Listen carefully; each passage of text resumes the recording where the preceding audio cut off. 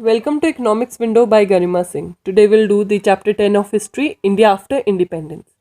So हम देखेंगे कि इंडिपेंडेंस के बाद, क्योंकि हम देख चुके हैं इन प्रीवियस चैप्टर की, after partition India and Pakistan was divided into two new nations, right. तो आज हम बात करेंगे a new and divided nation. जब इंडिया इंडिपेंडेंट हुआ था ऑन अगस्त 1947, तो हमने बहुत सारी चैलेंजेस फेस किए. As a result of partition हमने देखा कि हमारी कंट्री में there were 8 million new refugees which had come from the new country Pakistan. और हमने और भी प्रॉब्लम्स फेस की from the princely states. Princely states मतलब वो वाले राज्य जो कि महाराजा या किसी नवाब के रूल के अंडर थे. उनको ऑप्शन दिया गया था इधर जॉइन पाकिस्तान और इंडिया. तो उस करके भी काफ़ी प्रॉब्लम्स चल रही थी. And also, for the longer term, we need to require a new political system which would serve the best hopes and expectation of its population. तो हम देखेंगे कि क्या क्या स्ट्रगल किया हमने. क्या हमें पता था 1947 में India's population was very large. Along with that और भी काफ़ी 8 मिलियन रिफ्यूजीज भी आ गए थे. The society was divided on the basis of religion, caste. तो रिलीजन पे बात करें तो कोई हिंदू था, कोई मुस्लिम थे, कोई सिख था. तो ऐसे करके they were different religion, people from different faith. Caste की बात करें तो हाई कास्ट और लो कास्ट के अंदर थी. लैंग्वेजेस पे अलग थी सबकी, सबके पैटर्न ऑफ लिविंग अलग था, सबकी वे ऑफ ड्रेसिंग अलग थी, the type of profession, the food, सब लोग अलग थे. So here the problem was unity. इतनी ज़्यादा डाइवर्स पॉपुलेशन के अंदर यूनिटी कैसे लाई जाए. हमने देखा रूरल एरियाज़ में मेजरली जो हमारे फार्मर्स थे वो हमारे फार्म एक्टिविटीज़ पे डिपेंडेंट थे. और एग्रीकल्चर जो हमारी थी it was dependent on the monsoon. अगर मॉनसून अच्छा आता तो उनका अच्छा चलता था. और नॉन फार्म सेक्टर्स के अंदर जब हम बात करें, barbers, carpenters, weavers, other services भी थी जैसे फैक्ट्री वर्कर्स. तो ये जो न्यू नेशन बना था, ये न्यू नेशन को ऐसे काम करना था इसके सिस्टम को कि जो भी हमारे डाइवर्स पॉपुलेशन है इन सब को हम आउट ऑफ पॉवर्टी निकाल पाए, सोशल वेलफेयर ला पाए, जॉब्स क्रिएट कर पाए, अच्छा system, high productivity of agriculture हो पाए, इंडस्ट्रीज भी डेवलप करें, ताकि हमारी unity and development go hand in hand. Okay, ये जितने भी हमने प्रॉब्लम्स अभी डिस्कस की वो ना हो और मैक्सिमम सोशल वेलफेयर निकल के आए, जिससे मेरी यूनिटी, एकता और जो मेरा विकास है दोनों साथ चले. उसके बाद हम बात करते हैं constitution is written. Between December 1946 to November 1949 300 Indians went on a series of meeting. बहुत ज़्यादा मीटिंग्स हुई. और ये मीटिंग किसकी थी? कॉन्स्टिट्यूएंट असेंबली की, जो कि न्यू दिल्ली में हो रही थी. Participant all over India and different political parties have come together. और उनको आके हमारे इंडिया का, हमारे भारत का संविधान which is our constitution frame करना था. Finally, which was adopted on 26 January 1950. तो कॉन्स्टिट्यूशन कब अडॉप्ट हुआ? वेरी इंपॉर्टेंट, 26 जनवरी 1950. कॉन्स्टिट्यूशन के अडॉप्शन के बाद सबसे इंपॉर्टेंट फीचर जो था इसके अंदर था, it was universal adult franchise. Universal adult franchise मतलब राइट टू वोट. हमने कॉन्स्टिट्यूशन के थ्रू हमने हर किसी को who was above the age of 21 were allowed to vote. अब चाहे वो स्टेट असेंबली इलेक्शन थे या नेशनल इलेक्शंस थे, right. It was a revolutionary step, क्योंकि ऐसा कहीं और नहीं हो रहा था. जब मैं बात करती हूँ अदर कंट्रीज लाइक यूके और यूएस, तो right had been granted in stages. पहले सिर्फ मेन को मिली जिनके पास प्रॉपर्टी थी. उसके बाद इन्होंने एजुकेटेड वर्किंग क्लास को देनी स्टार्ट की. और फाइनली काफ़ी ज़्यादा स्ट्रगल चला था अमेरिकन और ब्रिटिश वुमेन को अपने लिए वोट हासिल करने के लिए. On the other hand, जब इंडिपेंडेंस मिली, India choose to grant this right to all of its citizen regardless of gender, class और एजुकेशन. लेकिन हमारे केस में ऐसा नहीं हुआ. हमारे यहाँ के लोगों को फाइट नहीं करना पड़ा इस राइट के लिए, क्योंकि जैसे ही इंडिपेंडेंट हुआ इंडिया, इंडियन गवर्नमेंट ने सोचा ये राइट रिगार्डलेस कि कौन से रिलीजन का है, कौन से जेंडर का है, कौन सी क्लास का है, या कोई एजुकेटेड है कि नहीं, उस बेसिस पे नहीं, हमने हर किसी को राइट टू वोट दिया. उसके बाद सेकंड फीचर ऑफ कॉन्स्टिट्यूशन की बात करें तो इसने इक्वालिटी बिफोर द लॉ भी दी है हर सिटीजन को, regardless of the caste and religious affiliation. भाई कानून के सामने सब बराबर है. कोई रिलीजन या कास्ट के बेसिस पे किसी को डिस्क्रिमिनेट नहीं किया जाएगा। इंडियन प्राइम मिनिस्टर उस time Jawaharlal Nehru, he was of the opinion that India could not and must not become a Hindu Pakistan. जब हिंदुस्तान और पाकिस्तान जब पार्टीशन के बाद अलग अलग हुए तो पाकिस्तान में it was all about the Muslim religion. तो हमारे प्राइम मिनिस्टर ने कहा हम इंडिया को एक हिंदू पाकिस्तान नहीं बनने देंगे, इसलिए उन्होंने equality before law to all citizen भी प्रोवाइड किया। क्योंकि हमारे यहाँ ना ही सिर्फ हिंदूज, ना ही सिर्फ Muslim, but also we had the Sikh, the Jain, the Parsi, the Christian people coming together and living in this country. Under the new constitution, सबको same right मिले, सबको same opportunity मिले, इसलिए right before law was granted. Coming to the third feature, constitution ने special privileges दिए, थोड़ी special treatment दिया for the poorest and the most disadvantaged Indians.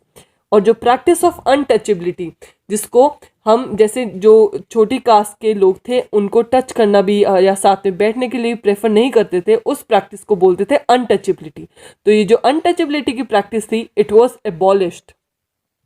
और इन जो लोगों को स्पेशल प्रिविलेज कैसे मिला कि जब उनको कोई गवर्नमेंट जॉब मिलेगी तो उनको रिजर्वेशन दिया जाएगा। और now these people were known as Harijan, Hari के जन।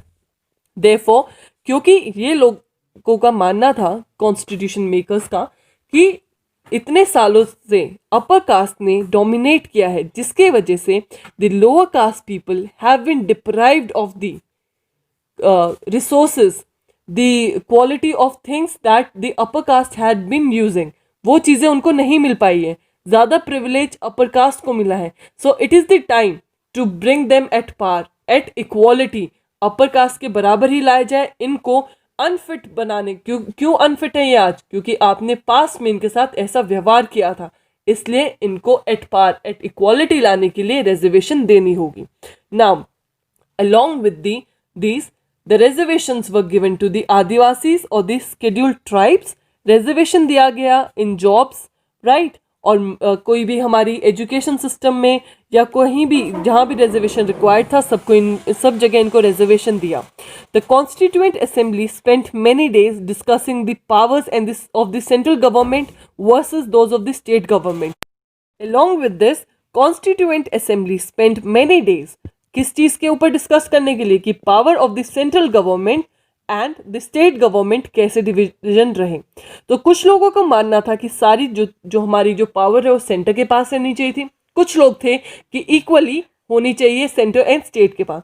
तो फाइनली ये डिसाइड हुआ कि जो हमारी मेन है, हमारा क्या रहेगा, हमारी सेंटर रहेगी, पावर रहेगी सेंटर में, और जो स्टेट्स हैं वो चाहे तो अग्री कर सकते हैं, चाहे तो ना अग्री करें उस चीज़ के लिए, right. So the constitution sought to balance these competing claims by providing 3 lists of subject। तो ये पावर का मुद्दा कैसे कॉन्स्टिट्यूशन ने सॉल्व किया कि इन्होंने बैलेंस बनाने के लिए 3 लिस्ट के अंदर डिवीजन की। वन वाज यूनियन लिस्ट जिसके अंदर मेरे टैक्सेस आएंगे, डिफेंस आएगा, फॉरेन अफेयर्स आएंगे, इन सब के ऊपर एक्सक्लूसिव रिस्पॉन्सिबिलिटी थी सेंटर की। स्टेट लिस्ट के अंदर जो भी सब्जेक्ट आएंगे जैसे एजुकेशन, हेल्थ, एग्रीकल्चर, यह कौन लेगा डिसीजन? The state government. और अब जो इन दोनों ही लिस्ट में नहीं मेंशन किए गए हैं सब्जेक्ट, वो हमारे आएंगे कॉन्करेंट लिस्ट में, जहाँ सेंटर और स्टेट जॉइंट रिस्पॉन्सिबिलिटी रखेंगे इन टॉपिक्स के ऊपर डिसीजन लेने के लिए। अनदर यहाँ एक डिबेट चली कॉन्स्टिट्यूएंट असेंबली में रिगार्डिंग द लैंग्वेज। तो कुछ लोगों ने सजेस्ट किया जो इंग्लिश लैंग्वेज है उसको अब बस कर देना चाहिए, ये ब्रिटिशर्स के साथ इस लैंग्वेज को भी चले जाना चाहिए। लेकिन क्योंकि हमारे इंडिया में we have the south India part जहाँ लैंग्वेज अलग है, वहाँ के लोगों को हिंदी नहीं आती, फॉर देयर कन्वीनियंस हमने सोचा हिंदी हमारी ऑफिशियल लैंग्वेज रहेगी और इंग्लिश जो हमारी एडमिनिस्ट्रेटिव पर्पस, कोर्ट्स, सर्विसेज, ताकि कोई भी कम्युनिकेशन गैप ना आए in the government and the people और between one state and the other, इसलिए हमने इंग्लिश को अडॉप्ट करे रखा। उसके बाद B.R. Ambedkar ji who was the chairman of drafting committee, इन्होंने भी थोड़े से पॉइंट रखे कि political democracy had to be accompanied by social and economic democracy. Giving right to vote would not automatically lead to removal of the other inequalities between the rich and the poor, between the upper caste and the lower caste, with the new constitution he said, उन्होंने बोला कि हमें ना सिर्फ इनको politically uplift करना है weaker section को, but also socially and economically, वरना ये जो गैप है between the rich and the poor and between the upper class and the lower class, ये कभी खत्म नहीं होगा. And with the new constitution he said, India was going to enter a life of contradiction. In politics we have equality and in social and economic life will have inequality. उन्होंने बोला politically तो तुमने reservation देके इनको अपने बराबरी पे कर लिया है, लेकिन what about the social life, the economic life, वहाँ तो बहुत ज़्यादा इनइक्वालिटी ही है. देयरफॉर उन्होंने बोला कि जो हमें इन are social and economic life भी हमें ऐसा रीज़न, हमें ऐसा स्ट्रक्चर बनाना चाहिए जिससे कि हम वन मैन वन वैल्यू को, ये जो थियोरी है उसको कैरी फॉरवर्ड कर सकें. Now let's discuss how were the states formed. 1920s में Indian national Congress had promise कि वो इंडिपेंडेंस के बाद लिंग्विस्टिक ग्रुप मतलब जो हिंदी जो लैंग्वेज के बेसिस पे जो ग्रुप्स डिवाइडेड थे उस बेसिस पे स्टेट्स फॉर्म होंगी. लेकिन महात्मा गांधी जी ने बोला कि ऐसा करना ठीक नहीं होगा, डिवाइडिंग द नेशन. लेकिन क्या हुआ कि हमारे यहाँ फिर भी on the basis of linguistic criteria the states were reformed. Both the Prime Minister Nehru and the Deputy Prime Minister Vallabhbhai Patel were against the creation of linguistic state. दोनों ही हमारे प्राइम मिनिस्टर और deputy prime minister on the concept कि states को language के basis पे divide कर देना चाहिए उसके खिलाफ थे. और कांग्रेस लीडर्स यहाँ उस प्रॉमिस को एक डिसअपॉइंटमेंट के अंदर क्रिएट करते हुए दिखाई दे रहे थे. Now the Kannada speaker, the Malayalam speaker, the Marathi speakers all looked forward to have their own state. तो सबसे ज़्यादा स्ट्रॉन्गेस्ट केस क्या है यहाँ तेलुगु स्पीकिंग डिस्ट्रिक्ट्स का ऑफ द मद्रास प्रेसिडेंसी. जब 1952 में के जनरल इलेक्शन में नेहरू जी वहाँ गए तो वहाँ के लोगों ने डिमांड रखी, वी वांट आंध्र, कि हमें अलग से अपना लैंग्वेज के बेसिस पे अपनी एक स्टेट चाहिए जिसका नाम होगा आंध्र प्रदेश. यहाँ एक बहुत ही इंपॉर्टेंट पर्सनालिटी है पोटी श्रीरामुलु. इन्होंने हंगर स्ट्राइक की, इन्होंने डिमांड की कि मुझे एक अलग तेलुगु स्पीकर स्टेट चाहिए जो कि आंध्र प्रदेश होगी. बहुत सारी हड़ताल हुई, बंद हुई, टाउन में लोगों ने डिमांड किया. 1952 में 58 डेज के फास्ट के बाद पोटी श्रीरामुलु मर जाते हैं, जिसकी वजह से काफ़ी ज़्यादा प्रोटेस्ट बढ़ जाता है. So finally on 1 October 1953 a new state of Andhra Pradesh came into being और आंध्र प्रदेश का बर्थ होता है 1953 में. तो इसके बाद काफ़ी सारी लिंग्विस्टिक कम्युनिटीज़ आती हैं, वो भी डिमांड करना शुरू करती हैं कि हमें भी अपनी ही लैंग्वेज के बेसिस पे एक अलग स्टेट चाहिए. इसके चलते अ स्टेट रीऑर्गेनाइजेशन कमीशन वो सेटअप जो कि 1956 में रिपोर्ट बना रही थी और रिकमेंड कर रही थी कौन कौन से रीजन्स को अलग किया जा सकता है, like the Assamese, the Bengalis, the Odia, the Tamil, Malayalam, Kannada, Telugu speakers respectively.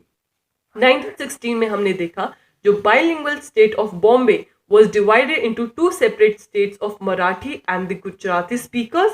भाई हमारा महाराष्ट्र और गुजरात अलग हो जाता है on the basis of the language, Marathi और गुजराती. 1966 में हमने एक और एग्जाम्पल देखा कि पंजाब और हरियाणा भी डिवाइड हो जाएंगे, पंजाबी स्पीकर पंजाब में चल जाएंगे और हिंदी स्पीकर्स हरियाणा में आ जाएंगे.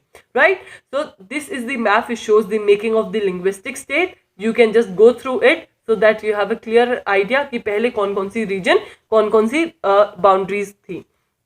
उसके बाद ये दोनों मैप मैंने लगाए हैं जो कि पहले वाली स्टेट दिखा रही थी इंडियन स्टेट बिफोर 1 नवंबर 1956 और ये मेरा प्रेजेंट मैप है. राइट, उसके बाद हम बात करते हैं प्लानिंग फॉर डेवलपमेंट. इंडिया को क्योंकि पॉवर्टी से निकालना था, मॉडर्न टेक्निकल और इंडस्ट्रियल बेस बनाना था यहाँ पे, तो हमारा ऑब्जेक्टिव था न्यू नेशन को स्ट्रॉन्ग बनाना जहाँ मॉडर्न टेक्निकल और इंडस्ट्रियल बेस होगा और हम इंडिया को आउट ऑफ पॉवर्टी निकाल पाए. सो इन 1950 गवर्नमेंट ने एक प्लानिंग कमीशन बनाई. प्लानिंग कमीशन का काम था to design and execute the suitable policies for economic development. Planning commission क्या करेगी, प्रोग्राम और पॉलिसी बनाएगी. ऑन बिहाफ ऑफ गवर्नमेंट वो पॉलिसीज अप्लाई की जाएंगी ताकि यहाँ डेवलपमेंट हो सके. Both the state and the private sector would play an important role and complementary role in increasing the production and generating jobs. ना ही सिर्फ government but also private sector भी यहाँ हेल्प करेगा ताकि जॉब्स क्रिएट की जा सके और प्रोडक्शन बढ़ाई जा सके. 1956 में हमने देखा जो सेकेंड 5 ईयर प्लान फॉर्मुलेट किया गया। इससे फोकस किया ज़्यादा हैवी इंडस्ट्रीज के ऊपर, जैसे स्टील, बिल्डिंग पे, लार्ज डैम्स पे। इन्होंने बोला this sectors were to be under the control of the state, भी सरकार ही ध्यान रखेगी। ज़्यादा फोकस हैवी इंडस्ट्रीज पे डाला गया। ऐसे करके हम वेरियस 5 अदर प्लान देखेंगे इन आर इकोनॉमी। आप देख सकते हो in your higher classes you will be studying out the 5 year plan, जहाँ आपको पता चलेगा हर प्लान के साथ गवर्नमेंट की एक स्ट्रैटेजी रहती थी एक सेक्टर को डेवलप करने के लिए। और इसके साथ हमने देखा कि जैसे every coin has 2 side, 1 head and 1 tail, ऐसे हर चीज के कुछ सपोर्टर्स होंगे और कुछ क्रिटिक्स होंगे, यहाँ भी हमने ऐसे ही देखा। After all of this, we have come to the chapter's end, the nation, the 60 years on. Your question for the day is, you need to tell me, हमें कितने टाइम हो गया है इंडिपेंडेंट नेशन बने हुए। You need to comment down below in the comment section how many years it has been India is been an independent state. Right? Now, discussing the last topic from this chapter, the nation 60 years on. On 15th August 2007, India celebrated 60 years of its existence as a free nation. Right?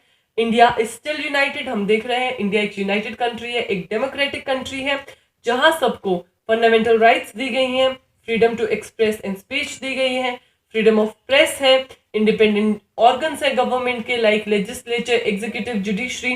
So India बहुत ही अच्छे से एक nation की तरह function कर रहा है despite all of the constitutional guarantees जो हमने पढ़ी अभी, जो कॉन्स्टिट्यूशन प्रोवाइड कर रहा है to make India a better nation, a democratic nation. उसके अलावा अभी भी काफी सारी प्रॉब्लम्स है which need to be worked upon. बहुत ज्यादा ऐसे सोशल और इकोनॉमिक इनइक्वालिटीज हैं हमारे यहाँ। और ऐसे अगर मैं बात करूं the gulf between the rich and poor, वो भी बहुत ज्यादा बढ़ गया है। इसका एग्जाम्पल ये है कि इंडिया के अंदर बहुत ज्यादा पुअर पॉपुलेशन है। One of the example is given here in this figure, Dharavi. ये धारावी एक स्लम एरिया है which is world one of the largest slum, world की लार्जेस्ट स्लम है धारावी, जो कि बॉम्बे में है इंडिया। तो आपको पता लग जाता होगा यहाँ से कि कितनी ज्यादा पुअर पॉपुलेशन है हमारी इंडिया में। So guys, by this we have completed our chapter number 10 of history. I hope you have understood the chapter, and if you did, then do not hesitate to press in that thumbs up icon and also comment down the question that I've asked you in this video. And if there is any doubt, feel free to comment down in the comment section below, and I'll make sure that I'll reach out to each one of you. Thank you for watching Economics Window by Garima Singh.